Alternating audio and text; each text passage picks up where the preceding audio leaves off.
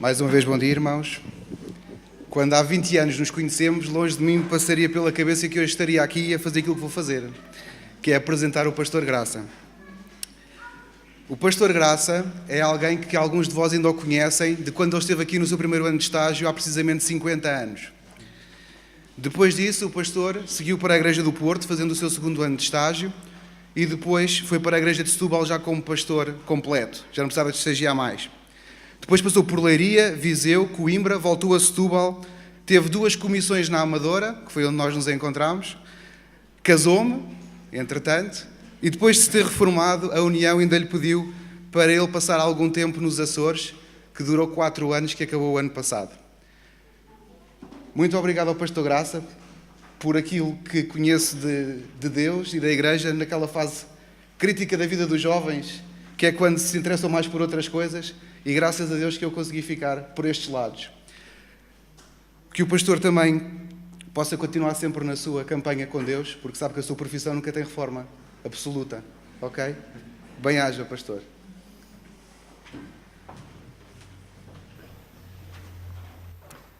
Sem dúvida, meus queridos irmãos e irmãs, que é com alguma emoção que estou aqui hoje. Fez no passado mês de março, nos primeiros dias do mês de março, exatamente 50 anos que de cá saí. Levei um filho fabricado daqui, mas só apareceu depois já no Porto. Nós conseguimos levá-lo sem que ele pagasse a viagem ao continente. Filho esse que, pela graça de Deus, hoje é meu colega no Ministério, só que está um bocadinho longe, está no Canadá. Mas lutamos na mesma guerra. E é com emoção que, ao entrar nestas portas, tive a possibilidade de estar aqui na quinta-feira de manhã. Estava a sala vazia, como é lógico, e reencontrar os mesmos bancos onde eu tanta vez me sentei, o aspecto sensivelmente semelhante, enfim, o resto não tanto, mas a igreja onde realmente eu comecei a dar os primeiros passos como futuro pastor. Na altura, para aqueles que se lembram disso e sabem muito bem, estava aqui com o pastor Fernando Mendes, que aqui esteve, creio eu, que pelo menos 5 anos. Pelo menos. E foi um tempo muito agradável que eu aqui passei e recordo com muita saudade a alguns irmãos e irmãs que eu já não tenho o privilégio de ver aqui, já descansam do Senhor. Mas o privilégio também de reencontrar outros com quem tive a possibilidade de estabelecer uma sólida amizade que dura até hoje, apesar de alguns deles não nos termos visto nenhuma vez durante estes 50 anos, mas foi como se estivéssemos separados ontem. A minha mulher não pôde vir, por razões de saúde, mas envia também os seus cumprimentos para vós. E espero, meus irmãos, que, embora separados pela distância, o lar eterno nos reúna para não nos separarmos mais. E houve um momento, diria, não vou dizer especial, mas um momento particular. Eu lembro-me, nesta mesma sala, aqui ao lado, quando nós nos preparávamos para subir à tribuna, havia um bom irmão que era chefe dos diáconos, de que eu não consigo lembrar o nome, mas talvez o Noé, ou o Zeca, ou o Firmino possam lembrar, que ele trabalhava nos barcos que faziam Abreu. O irmão Abreu, exatamente, é isso. E eu lembro-me, cada vez que nós estávamos ali para subir à tribuna, ele era o chefe dos diáconos, irmão Abreu, consulte lá a sua filhinha a ver quem é que veio hoje à tribuna. Todos os sábados, isto era ali, a filhinha ficou gravada. Como ele, enfim, o irmão César Vieira e outros, de que tenho exatamente uma boa recordação, não menciono mais nomes para não esquecer de ninguém, mas são muitos os que estão presentes na minha memória. Foi um ano que aqui passei com esta igreja e foi com muito prazer que aqui estive. Foi o Eleutério Nunes, o Eleutério Martins, que neste momento é brasileiro, mas está aqui a filha e o genro, que com muita surpresa vim encontrar aqui, como está ali a Letícia, que é minha semi-colega, uma vez que o marido dela é meu colega, ela é semi-colega. Pois bem, meus irmãos, quando combinei com o Miguel vir cá, ele e o Helder, que já me esquecia dele. Este conheceu de gingeira, o Helder. Quando eu combinei com o Miguel que vinha cá passar convosco, inicialmente eu tinha pensado vir numa segunda-feira e regressar numa sexta. Mas diz a minha mulher assim, o quê? Tu não passas lá um sábado? Eu realmente pus a pensar, não faz sentido. Era a única oportunidade de rever os meus amigos. E é evidente que quando organizei as coisas foi de forma a pensar cá este fim de semana. Eu vim na passada quarta-feira, regressarei na próxima terça. Tudo bem, tudo acertado com o Miguel. Temos um quarto, agora até temos um quarto para si, não tem problema nenhum. Tudo bem. No dia seguinte, ou 2 dias depois, Miguel telefona-me. Olha, vem cá passar o fim de semana, não é? Então prepare-se, que no sábado está de serviço. Eu assim, um velho reformado não o deixam descansar. Mas é com muito gosto que abro convosco a palavra de Deus e que meditamos sobre a nossa mensagem, a nossa fé. Eu gostaria de fazer referência a todas as pessoas, mas vão-me permitir, meus irmãos, eu vou fazer uma referência muito particular a uma pessoa. A minha querida Maria do Carmo, que foi companheira de muitas aventuras na campanha das missões, Maria do Carmo, lembra-se, com a Olga, com a Conceição, uma aventura na prainha, lembra-se, não lembra, Maria do Carmo? Foi, não vou dizer mãe, mas foi um bocadinho mãe dos meus filhos, que meus filhos mais velhos, a minha filha fez 1 ano no dia em que nós saímos de Lisboa para vir para cá. Saiu para cá 15 dias antes de fazer, saiu daqui 15 dias antes de fazer os 2 anos. E o meu filho, que é 1 ano mais velho, tinha na Maria do Carmo uma amiga incondicional, como nós a conhecemos, como eu sempre a conheci.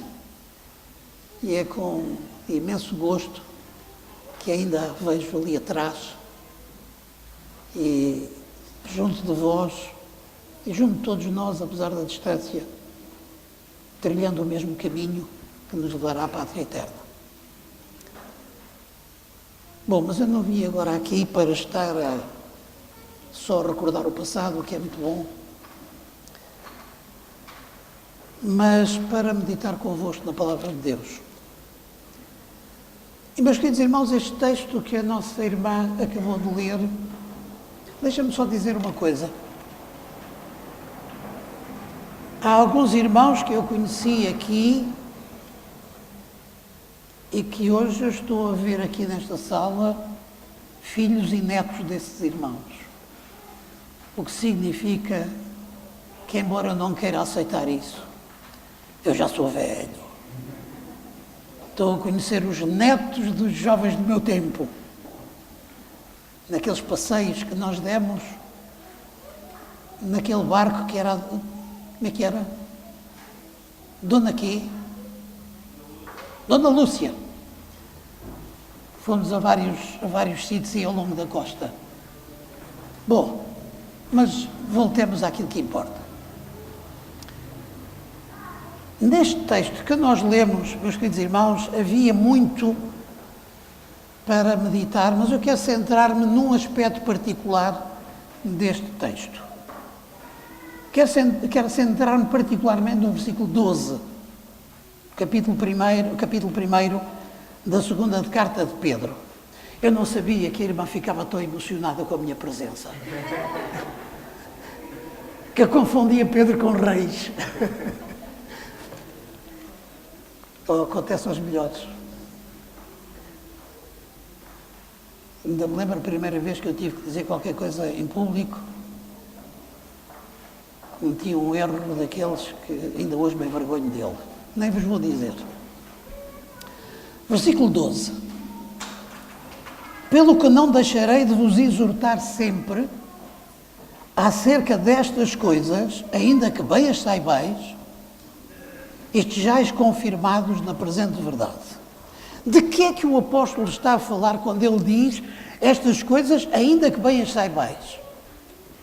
Se lermos os versículos anteriores, vamos entender que o apóstolo Pedro está a falar do crescimento cristão, do desenvolvimento da vida cristã. O acrescentar, como ele diz nos versos 5 até ao 7, acrescentar a fé à virtude e a virtude à ciência, a ciência à temperança, etc. Este crescimento que somos chamados a desenvolver na nossa vida. E é interessante, meus irmãos, que este crescimento termina de uma maneira que às vezes parece um bocadinho estranha. Se não reparem no versículo 7. E à piedade acrescentai o amor fraternal, e ao amor fraternal acrescentai, algumas versões dizem o amor, outras, como aquela que a nossa irmã diz, é caridade.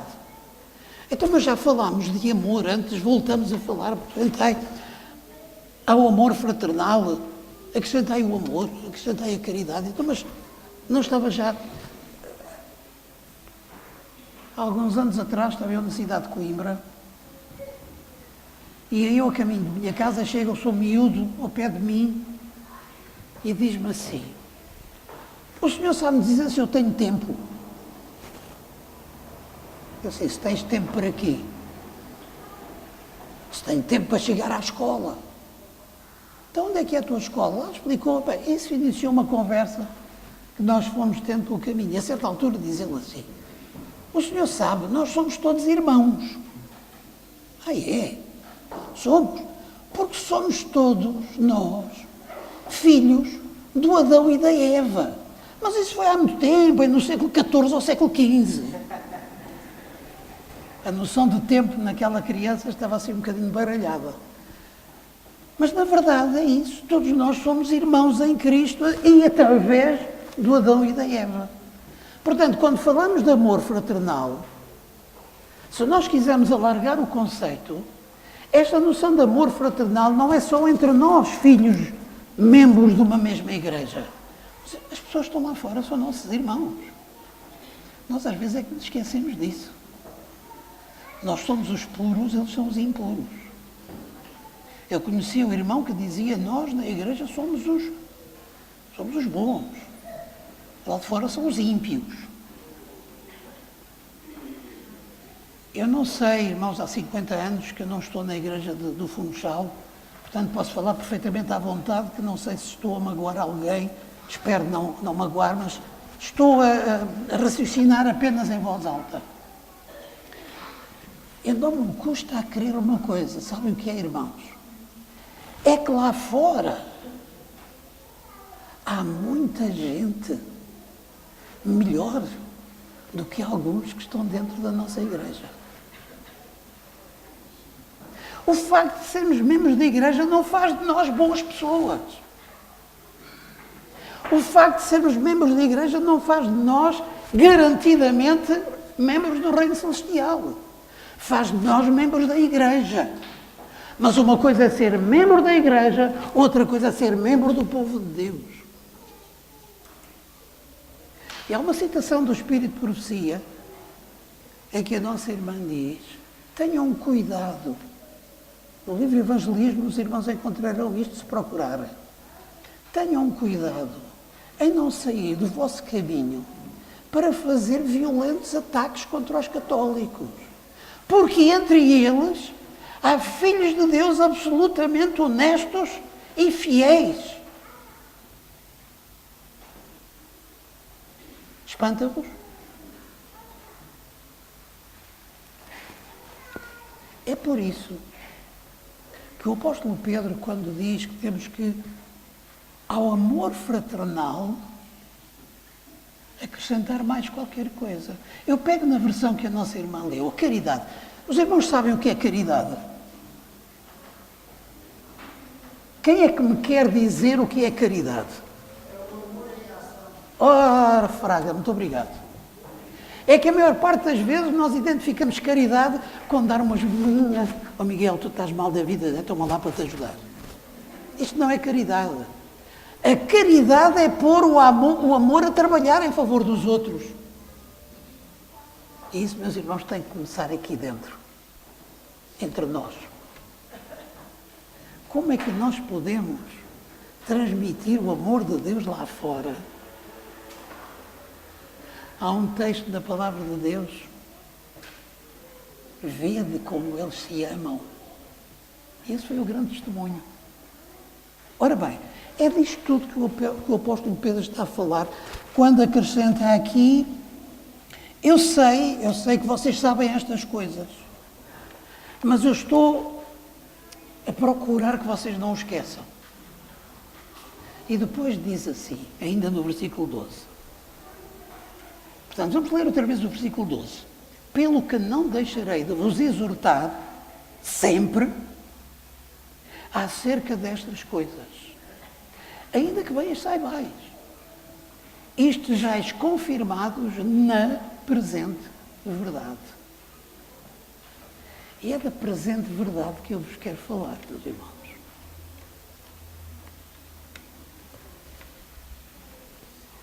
A verdade não é de todas as épocas. Não é verdade em qualquer época. É ou não é? Vejo algumas cabeças a dizer que sim, mas a maior parte delas quietinhas. A verdade acerca do arrependimento é de que época? Quem foi a primeira pessoa que teve que se arrepender? Foi Judas, não foi? Ou Pedro? Foi, não foi? Então quem foi? Quem? O Adão e Eva. Então o arrependimento é de todas as épocas. A conversão. O que é a conversão, meus irmãos? É aceitar o Evangelho? Ou é ser transformado por ele? Desde quando é que as pessoas precisam ser transformadas pelo Evangelho? Desde quem? Querem que eu vos diga? Desde Adão. Ou não é?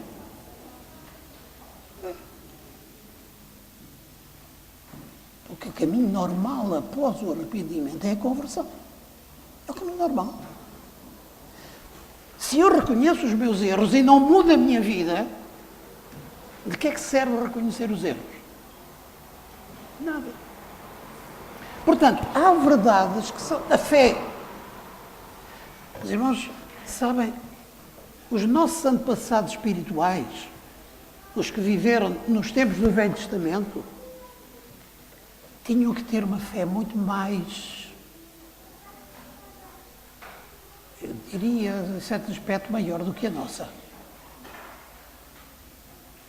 Os irmãos têm ou não têm a certeza que o caminho da salvação está à nossa disposição, está aberto?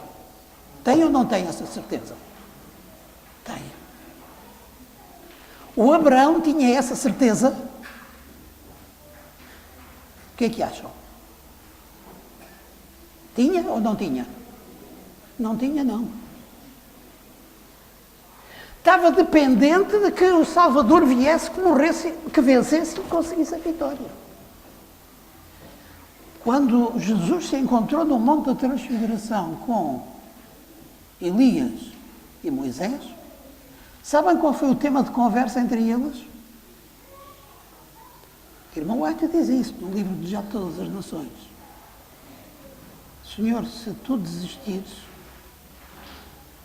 se tu não fores até ao fim, nós que já estamos no céu, temos que voltar para esta terra.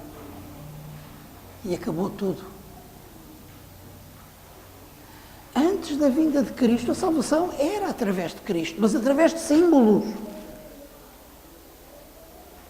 A realidade só se tornou, desculpem, está aqui algum professor de português, pelo menos os professores primários, esqueçam o que eu vou dizer.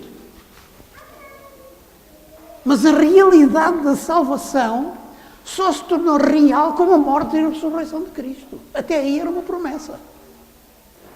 Os do Velho Testamento tinham que lutar muito mais do que nós, porque nós sabemos que Jesus veio, que Jesus venceu, que nos abriu as portas. Eles esperavam que Jesus viesse e que abrisse as portas. Somos mais responsáveis do que eles. Estou certo que o Senhor nos dirá a nós muito mais contas do que o Abraão, do que o Davi, do que todos os outros do Velho Testamento. Pois bem, essas verdades eram recorrentes de todas as épocas. O arrependimento, a confissão, a fé, enfim, tudo isso. Agora, suponham que um dia que Deus teve uma conversazinha com Noé e disse-lhe assim: olha, Noé, tu vais pregar porque eu vou destruir este mundo. Vou enviar um dilúvio que vai destruir esta terra. Por isso vais construir uma arca. Conhecemos a história. E agora, durante 120 anos, imagina Noé, arrependam-se, arrependam-se, arrependam-se. Não dizia mais nada do que isto. Acham que ele estava a cumprir a sua missão? Arrependam-se porquê? Mudem de vida porquê? A verdade presente para os dias de Noé era: arrependam-se porque Deus vai enviar um dilúvio que destruirá esta terra. A verdade presente para Noé incluía a fé, o arrependimento, a confissão, a conversão, tudo isso, mas tinha um aspecto particular: a vinda do juízo de Deus através do dilúvio. E se Noé tem pregado o arrependimento, a confissão dos pecados, tudo isso, mas não falasse do dilúvio, e os vissem a construir a arca, para que é isso? Apetece-me estar aqui a fazer isto. Tinha sido fiel a cumprir a sua missão? Não. A verdade presente para Noé era a vinda do dilúvio. E Noé foi absolutamente fiel no cumprimento da sua missão. Dizemos nós assim: bom, não ganhou muito com isso. Quantas pessoas é que entraram na arca? 8. 120 anos de pregação para se salvar 8 pessoas. Estranho, não é? Mas irmão White também nos diz que muitos daqueles que ajudaram a construir a arca aceitaram a pregação de Noé, mas faleceram antes do dilúvio, estão salvos. A nova terra vai trazer muitas surpresas de pessoas a quem nós eventualmente tínhamos falado do Evangelho e que nós achamos que nunca o aceitaram. E permita Deus que nós estejamos lá e vamos encontrá-los lá.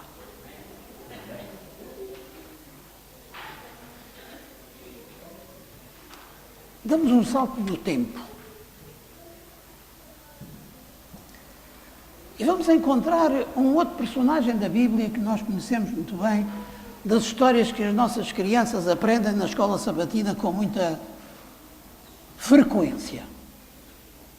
A cidade de Nínive era uma cidade de uma impiedade tremenda. E Deus enviou um profeta. Quem foi ele?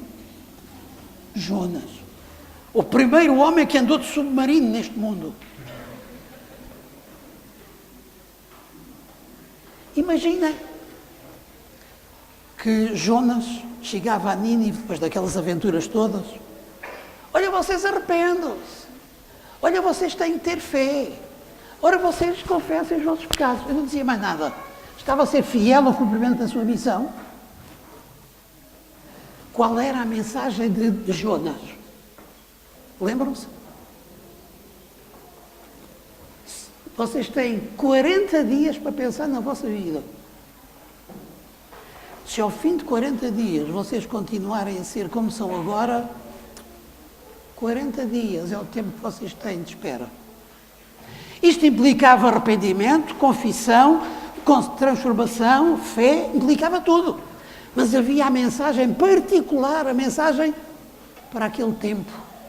E a mensagem para aquele tempo, arrependam-se, senão Deus vai destruir esta cidade dentro de 40 dias. Era a verdade presente para Jonas. Estão a entender esta questão da verdade presente? Demos outro salto no tempo e vamos ao tempo. Imediatamente antes de Jesus iniciar o seu ministério. Quem é que iniciou a pregação nessa altura? João Batista. Qual era a mensagem de João Batista? Lembram-se? Como? Arrependei-vos só. Porque é chegado o reino dos céus. Mas o reino dos céus já chegou. Sim ou não?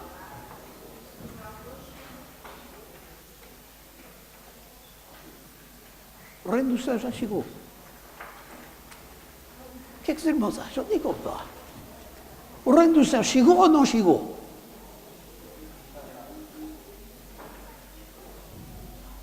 Temos que ir a votos. Quantos é que acham que já chegou? Ponham lá o braço no ar. Quantos é que acham que ainda não chegou? E há aqueles que não sabem nem uma coisa nem outra. É a terceira via.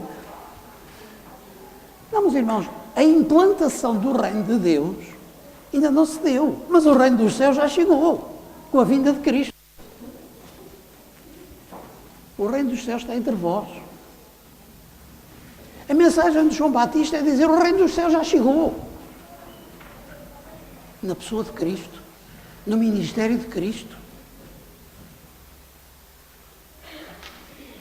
Ele pregava ou não pregava o arrependimento? Arrependei-vos porque é chegado o reino dos céus. Curiosamente, a Bíblia diz-nos que a primeira pregação de Jesus foi exatamente: arrependei-vos porque é chegado o reino dos céus. Isso implicava o arrependimento, o reconhecimento das faltas, a confissão, a fé, tudo isso. Mas havia um elemento novo. E esse elemento novo era que Deus vinha a esta terra na pessoa de Jesus. Era a verdade presente para João Batista, para a época de João Batista. Vamos dar outro salto no tempo e chegamos ao tempo da Reforma. Os irmãos sabem, a Reforma surgiu numa época profetizada, aliás, em que o poder da Igreja Romana era absoluto.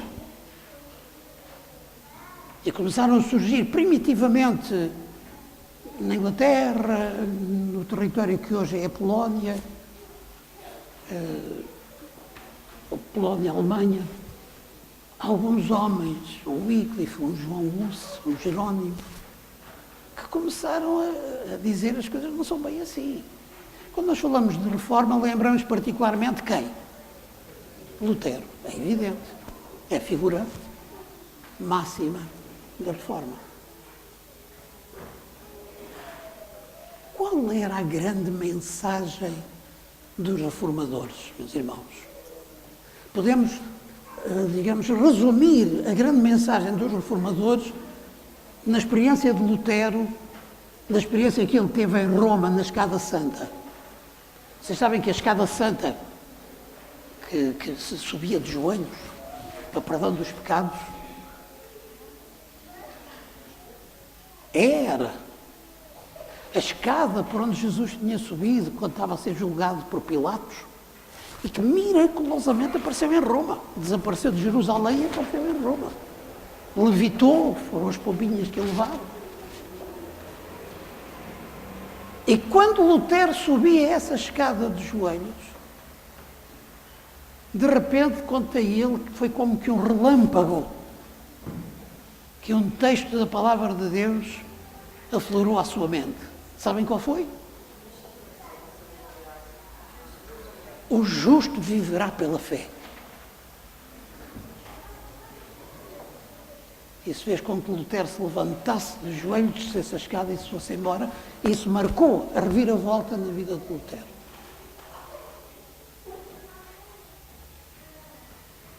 Isso implicava arrependimento ou não? Confissão de pecados ou não? Etc, etc, etc, etc. Mas a grande mensagem que os reformadores tinham para transmitir era: a salvação não é pelas obras, mas é pela fé. As obras vêm como consequência da fé. Era a verdade presente para aquela época. É evidente que eles continuavam a pregar o arrependimento, a confissão, a consagração, a transformação de caráter, tudo isso. Mas, acima de tudo, o que o povo naquela altura precisava era: vocês não se salvam pelas vossas boas obras, nem pelos vossos sacrifícios. Vocês salvam-se pela misericórdia de Deus através de Jesus. Era a mensagem presente para aquela época. E agora, meus irmãos, demos ainda outro salto no tempo e chegamos ao século XIX. Para não ir antes, fiquemos no século XIX.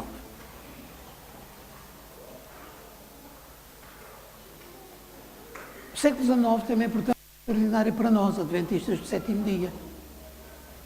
Porque é nessa época que surge um enorme pregador chamado Guilherme Miller.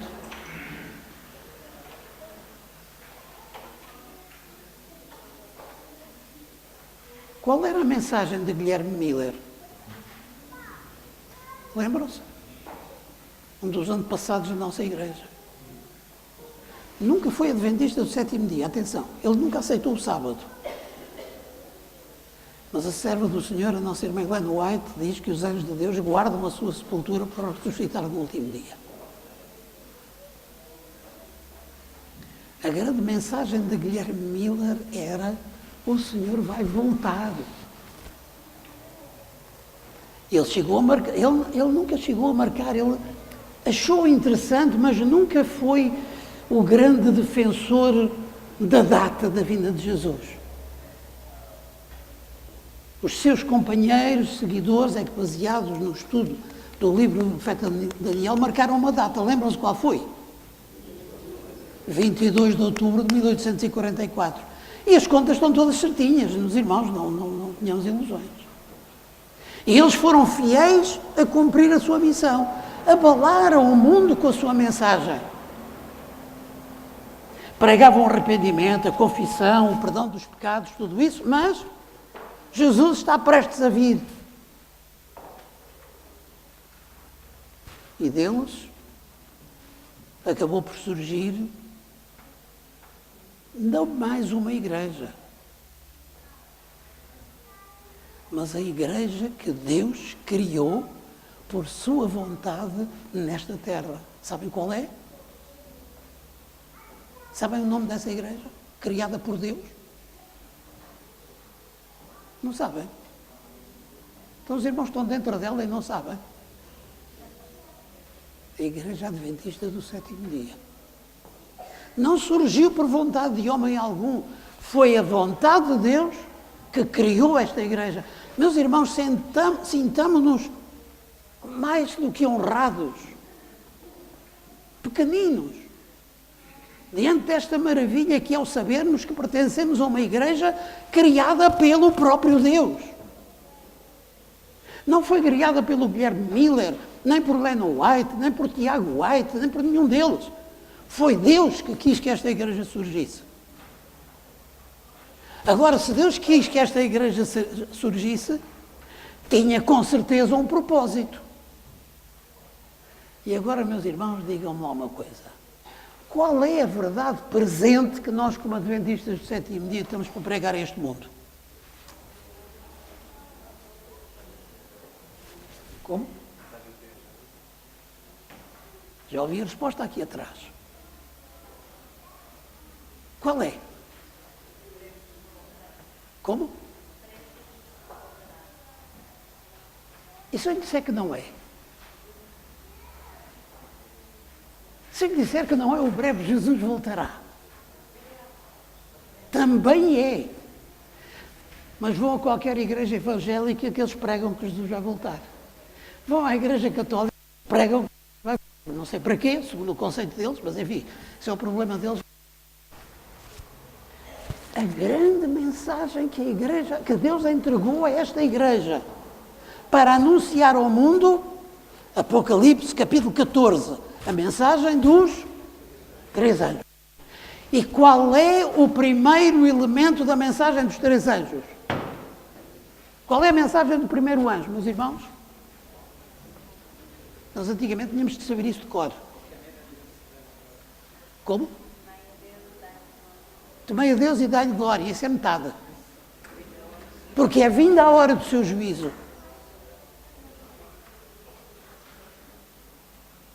Isto o caso muda de figura.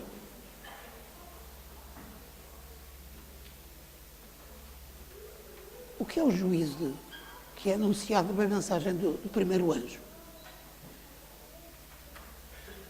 O julgamento que Jesus começou a efetuar no dia 22 de outubro de 1844.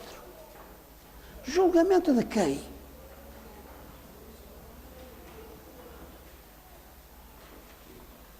Quem é que está a ser julgado no céu neste momento? Como? Nós. Diz o apóstolo que é necessário que o juízo comece pela casa de Deus. Meus irmãos, se os irmãos tiverem um saco, minha avó tinha uma caixa cheia com botões, que era a minha delícia quando era miúdo, brincar com aqueles botões. E alguns assim grandes, metia-lhe um linha, dava-lhe assim umas voltas, de vez em quando precisavam de um botão. E eu vi muitas vezes a minha avó e a minha mãe também, despejavam a caixa e começavam a separar. Este não interessa, este não interessa, este talvez, este não interessa, este talvez. Fazia a primeira separação. Os que não interessavam nada e aqueles que podiam interessar, dos quais teria que escolher aqueles que queriam. E depois ia aos outros e, este não dá, dá para ali. Este, sim, aquele também não. Uma segunda escolha. Cristo, neste momento, não está preocupado ou, digamos, a perder tempo a julgar aqueles que não querem saber dele, declaradamente. Eles já tomaram a sua decisão, já estão do outro lado. Agora, eu digo que sou dele. Os irmãos também dizem que são dele. Suponhamos que a minha avó precisava de botões azuis, de determinado tom de azul. Ela primeiro punha os azuis todos para ali, não é? Agora ia ver qual eram os azuis que serviam. E o que Jesus está fazendo neste momento é ver quem é que de nós é o botão azul que interessa. Porque o botão azul que não interessa, não basta dizer que somos filhos de Deus. Vivemos nós de acordo com isso que dizemos? É a nossa fé igual ao nosso comportamento? É isso que está a ser julgado neste momento. Começou por Adão? Com certeza começou por Adão. Então, e às vezes ouço assim as pessoas perguntarem, então e quando é que vai chegar a minha vez? Eu nunca sei quando é que vai chegar a minha vez. Ai, como é que vai ser? Meus irmãos, não se preocupem. A vossa vez e a minha vez é agora, enquanto estamos vivos. A nossa vida está a ser, em relação àqueles que falecem, àqueles que morrem, está decidido para um lado ou para o outro, eles fizeram a sua escolha. Nós que estamos vivos estamos a fazer essa escolha todos os dias. E o que Jesus está a fazer, os irmãos sabem, o tribunal aqui nesta terra diz a lei que, salvo uma circunstância, toda a pessoa que vai a julgamento é inocente até se provar que é culpada. Isto diz a lei.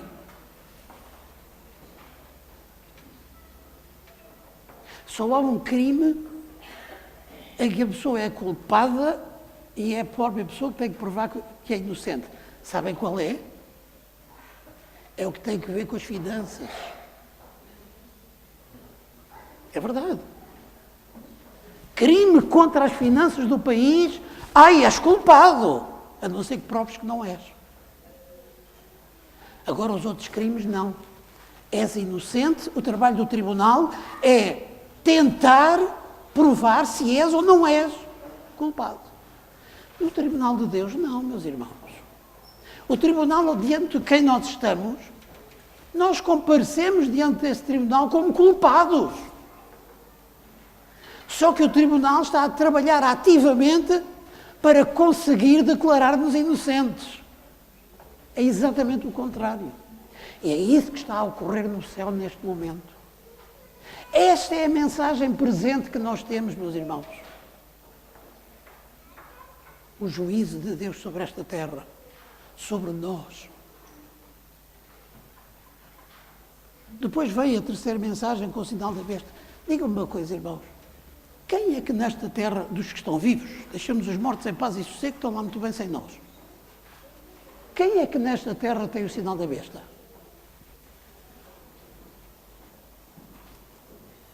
Quem?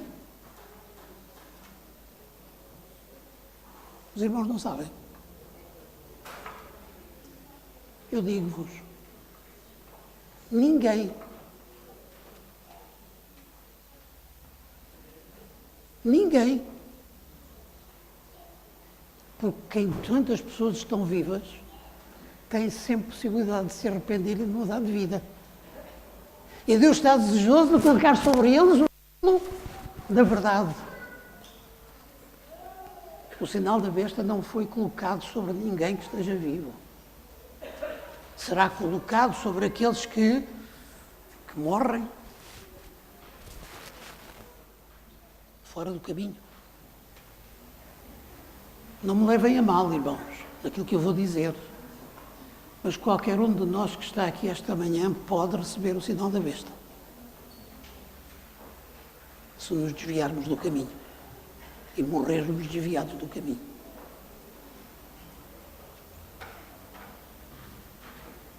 São tempos solenes estes que nós vivemos. São tempos em que nós precisamos, em absoluto, de ter a noção de que de cada instante da nossa vida depende a vida eterna. Agora, irmãos, cuidado. Não nos tornemos, com o conhecimento que temos destas verdades, juízes dos que estão lá fora. Eu lembro, há muitos anos, na Igreja de Lisboa, havia um pastor já falecido. Alguns de vós que estão aqui conheceram o pastor Joaquim Dias. Era o sogro dele, o pastor Alberto Raposo, que era um homem que gostava imenso de profecias. E um dia na igreja, no sábado, já era eu miúdo, mais uma vez pregou sobre as profecias. E por acaso pregou sobre o sinal da besta. E há uma boa irmã que saiu da igreja, imbuída daquele espírito missionário, e nesse tempo as mulherzinhas do campo traziam os cabazes com fruta, com hortaliça, e vinham vender na rua. Ainda não havia azai. Vendiam na rua à vontade. E estava uma mulherzinha a vender as suas hortaliças e tal. E essa nossa irmã, cheia de fervor missionário, chega ao pé dela: a senhora a vender ao sábado tem o sinal da besta. Eu não vos digo o que é que ela ouviu, porque ela ouviu coisas que nem no dicionário vêm. Não nos tornemos pregadores da verdade sem bom senso. Diz o nosso povo que não é com vinagre que se apanham as moscas, não é? Embora eu conheça um caso, ali a nossa irmã lembra-se provavelmente, eu não lembro do nome do casal, eles viviam em Coimbrões e foram evangelizados por aquele irmão que tinha umas barbas, não me lembro o nome dele, já lá vão tantos anos, que ia todos os sábados, todos os domingos, fielmente à casa desses irmãos, dar-lhes estudos bíblicos, desse casal, dar estudos bíblicos. E ele morava em Rio Tinto, no outro extremo do Porto, e eles moravam em Coimbrões, no outro extremo de Vila Nova de Gaia. Ia a pé. Ia e vinha a pé. Já lá ia à casa há anos. Um dia, um domingo de manhã, ele disse: mete-se nos pés, e aí vai ele até Coimbrões. Bateu à porta. Veio a senhora a abrir. Oh, senhor Afonso. O Afonso. Agora, por causa disso, é que me lembrei. Olha o senhor Afonso aqui. O que é que eu traz cá? Chama o marido. Entro, não entra nada. Chama o seu marido. Oh, fulano, vem cá, olha, está aqui o senhor Afonso. Ele te anda. Não, eles não querem entrar. Lá vem o casal. E o nosso bom irmão Afonso, ali, na porta da rua, do lado de fora, abre a sua Bíblia. Eu venho à vossa casa há não sei quanto tempo para pregar o Evangelho. Vocês nunca mais aceitam, então ouçam o que diz aqui. Se não te quiserem ouvir, sacode o pó dos teus pés e vai-te embora. É o que eu estou a fazer. Governem-se. E ela, moço, que se foi embora. Querem saber os irmãos que no sábado seguinte eles estavam na igreja a pedir o batismo? Mas não vos recomendo este sistema de evangelização. Isto é uma exceção.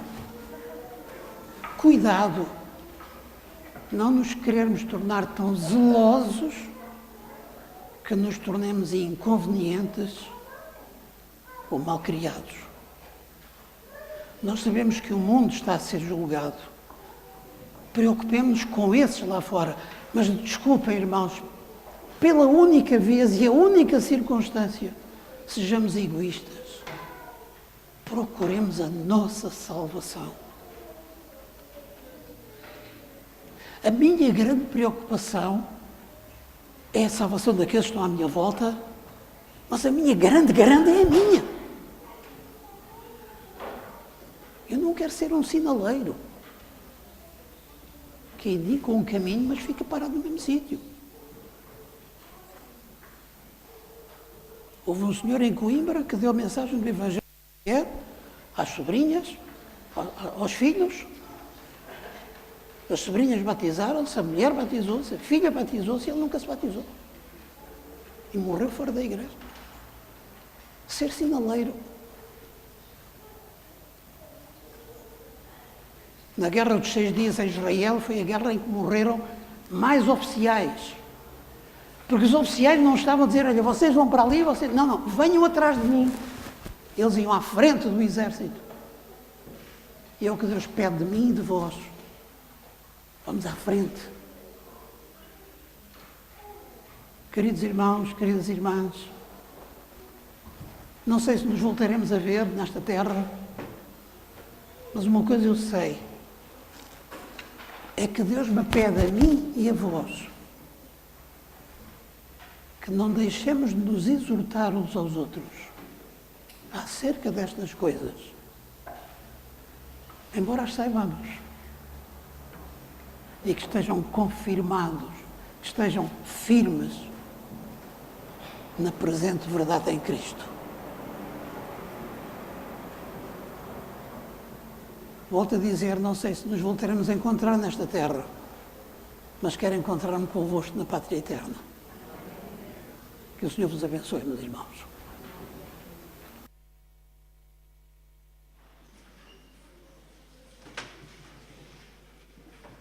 Terminamos o louvor desta manhã entoando as estrofes do hino 327.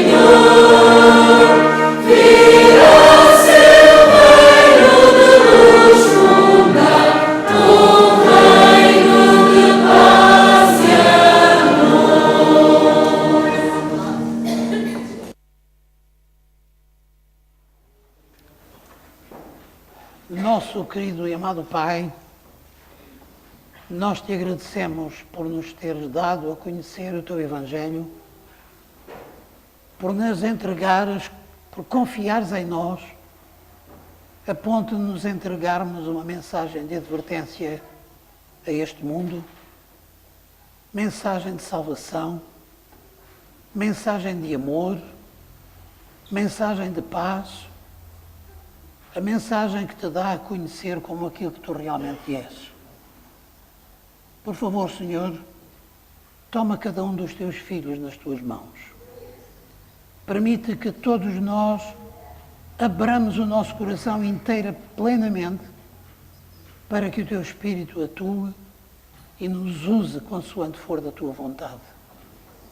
Que nos use para sermos verdadeira luz que transmite esta verdade presente com o poder da tua graça, com o poder do teu Espírito, para que ainda muitos encontrem Jesus como seu Salvador. Abençoa esta igreja. Abençoa, Senhor, aqueles que têm responsabilidades no desenvolvimento do seu trabalho. Particularmente, Senhor, abençoa o seu pastor, para que, sob a tua orientação, ele encontre sempre o caminho correto para conduzir este rebanho de filhos teus aos pés de Jesus. E a todos nós, Senhor, dá-nos a bênção de um dia estarmos juntos na pátria eterna. Te agradecemos em nome de Jesus. Amém.